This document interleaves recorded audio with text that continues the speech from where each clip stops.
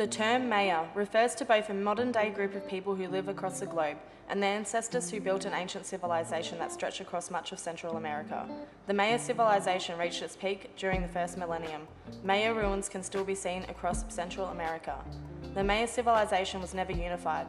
Instead, it consisted of numerous small states, each centered on a city ruled by a king.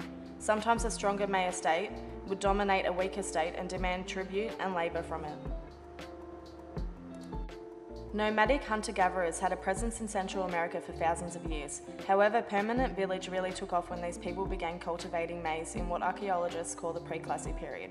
This led to the creation of early Maya cities. Effective farming, as expressed by densely inhabited villages, was an innovation of the pre-classic period. Farming became more effective during this period, likely because of the breeding of more productive forms of maize, and perhaps more importantly, the introduction of the nixtamal process. In this process, maize was soaked in lime or something similar and cooked, which enormously increased the nutritional value of corn. Maize complemented squash, bean, chili pepper and cassava, which were already being used by the Mayan culture.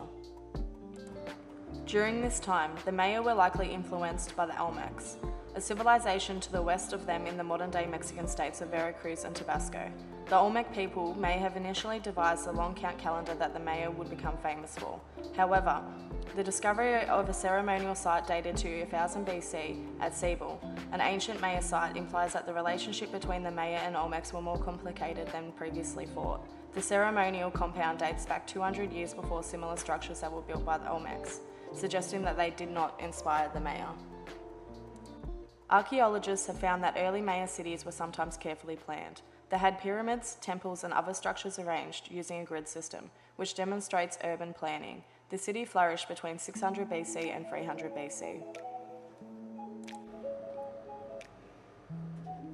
A system of writing that used symbols called glyphs to represent words or sounds was developed and frequently inscribed on buildings, steels, artifacts and books called codices. The Maya calendar system was complicated. 1,700 years ago, the ancestors for three Maya languages still in use had developed a calendar of 18 20-day months plus a set of 5 days. This system also included what scholars call a long count calendar that kept track of time by using different units ranging in length from a single day to millions of years. The Bhagtan is a cycle of the calendar that is 144,000 days, or nearly 400 years long, and the Maya believed 13 Bhagtans represented a full cycle of creation. The 13th Bhagtan ended on December the 21st, 2012, giving rise to the popular belief that the world would end on that day. However, the long count calendar did not predict the end of the world in 2012. The Maya had several rarely used units that were even larger than Bhagtans, giving them the capacity to count millions of years into the future. The unit in millions of years provides evidence that the Maya did not believe the world was ending at the end of the 13th Bhagtan. The ancient Maya reached a peak between AD 250 and 900. During this time, which archaeologists call the Classic Period, numerous Maya cities thrived throughout Central America. The civilization reached intellectual and artistic heights which no other in the New World and few in Europe could match at the time. Large populations, a flourishing economy, and widespread trade were typical of the Classic Period. Warfare was also quite common.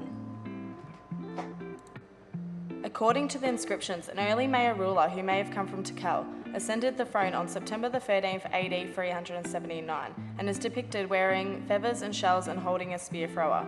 A stele discovered at a Maya site near Tikal also supports the idea that the civilization controlled or heavily influenced Tikal for a while, and the king of Teo overthrowing the leader of Tikal and replacing them with one of his own vassals.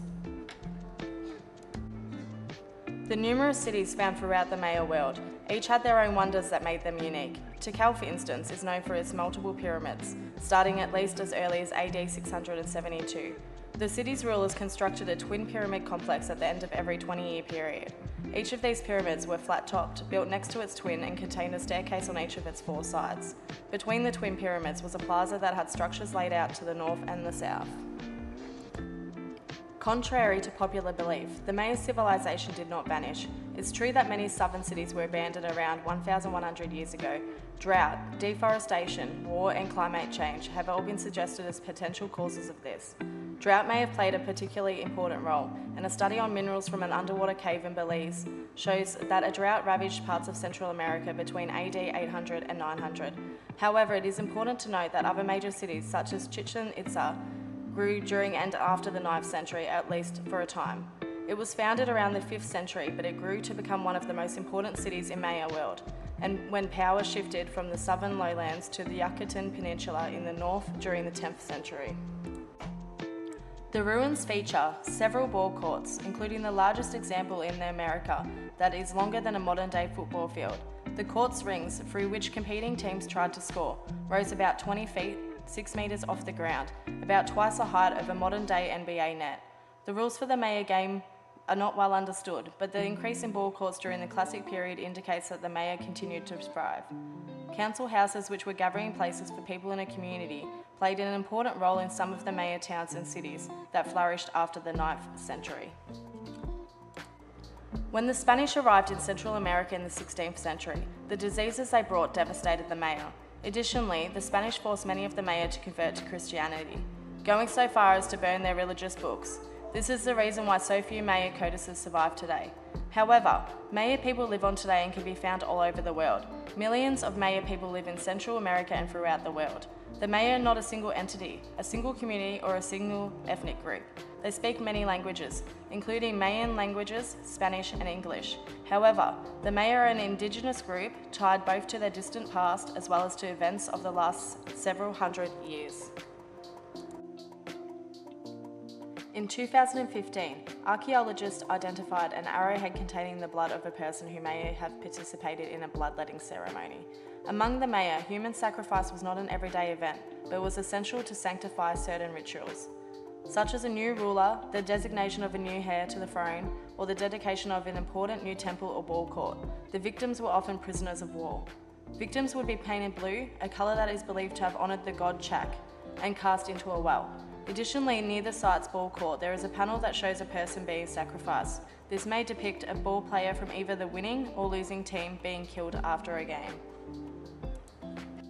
The Maya civilization was made up of several well-connected city-states.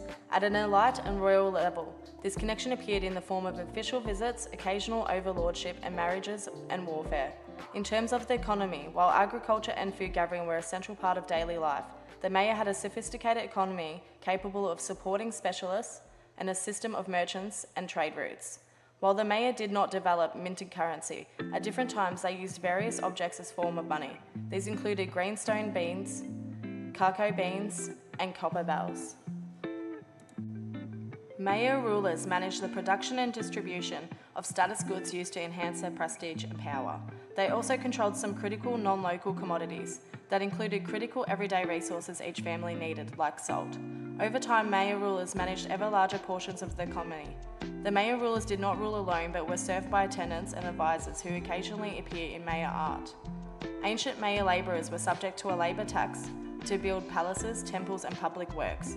A ruler who was successful in war could control more labours and exact tribute on defeated enemies, further increasing their economic right.